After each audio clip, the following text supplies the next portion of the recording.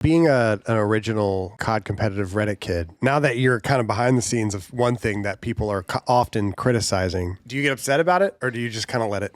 Because you're not the one on the couch, and you're not the one they're all talking shit about. But like, you're behind the scenes, and you're the only one behind the scenes. So yeah, it kind of depends. I mean, I've always tried to hold things like that loosely and understand like once you put the product out, there's gonna be a response, right? And you have to sort of be insulated from it. And like, they're not criticizing you. And even if it is criticism, like I would say in fairness, like there's as much praise as there is criticism. Way more a lot praise. Of the time. I think way more praise. But the criticisms are the ones that like tend to get circulated or you tend to let sit with you. And one thing that really helped me early on was a quote from Christopher Nolan. He said, "The only sincerity in filmmaking is to make a film that you would want to go and see yourself and not treat the audience as anything separate from you." So the way that I've always applied that is like, as long as I'm making a show that I would want to watch, right, and that I feel like is serving the majority of the audience, like I can iron the kinks out if the timing of certain things or the way things are going or somebody's not happy with the audio levels. Like there's always going to be somebody that has, you know, a certain opinion about one thing or another. But at the end of the day, like I think what matters is I think they know, watching the show and the ability to interact in real time, that like we are genuinely like trying to serve them with a good product. And so that helps me sort of take a step back and realize, okay, like where's the truth like in this criticism? Even if it comes across initially as like completely invalid or like unfounded, I don't want to say like I ignore it, because I genuinely like don't see a lot of criticism. But when I do, I'm like, okay, like that's probably true. Or don't check the Zoo Mafia Twitter community. Don't check that. Just keep your eyes away. I'm in that community, man.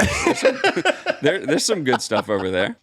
I'll give them props where it's due.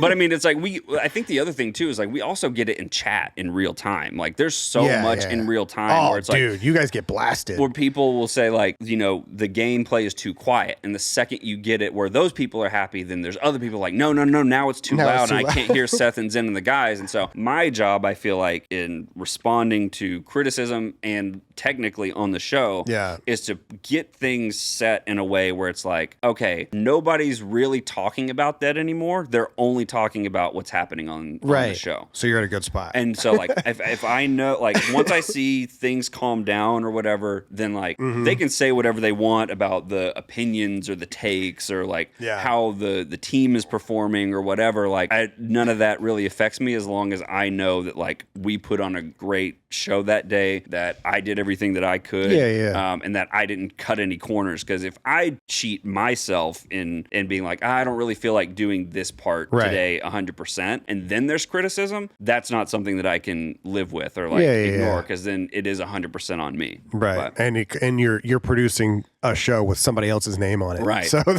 that adds another pressure to it. Yeah, and that was something that I wanted to make sure early on too, like when we first started out, was after every show, like I would go to Seth and be like, hey, are you happy with the way that this went? Do we need to dial anything back here? And so that's probably another thing that really helped sort of block out a lot of that noise, is like, if they're happy, then that matters a lot as well. It's as long as Seth, Zen, Hex, Bose are like happy with the way that the show went when they were on the couch that day, then everything else is either something that I can learn from and add to the show, or something that I can just bring back and be like, hey, this actually made me think about this in a different way. So you said on Thursdays you is your prep for watch party days. So does that mean that's the day you're looking up like fart MP3s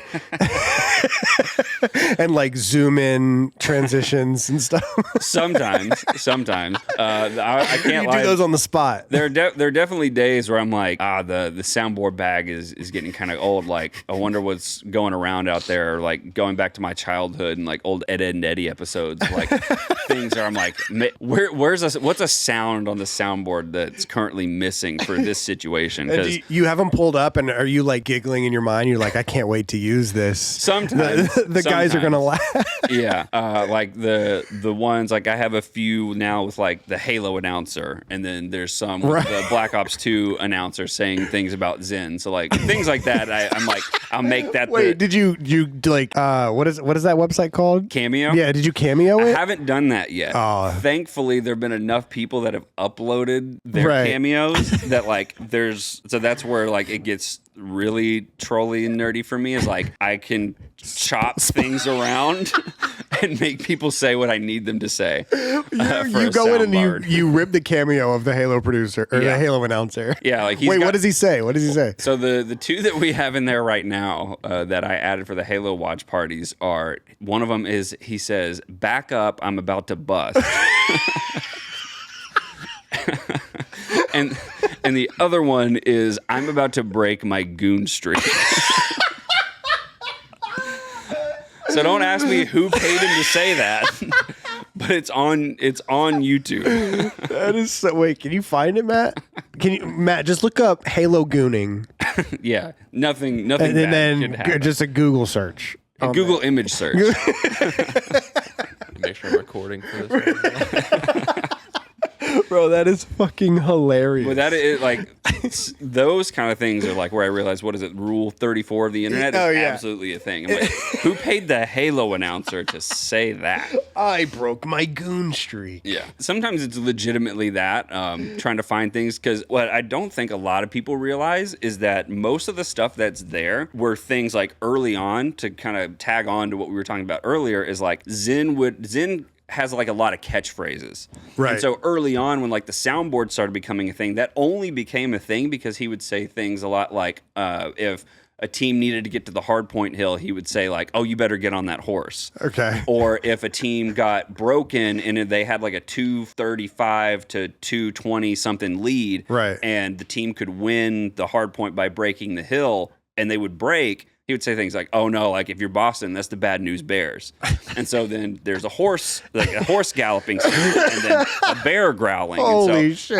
I would start picking up on those things that they would say regularly, like early on, the ones from like season 1 were "hold that phone," and they would say "sure" a lot. Right. And so they did say that. Oh my God. I'm glad that's over. Yeah. So like Sure. that was the genesis of the soundboard, was like, okay, they're saying all these things all the time. So I thought it was like, oh, they say "hold that phone" a lot. Like there should be a phone sound, ringing. Yeah. whenever they say that.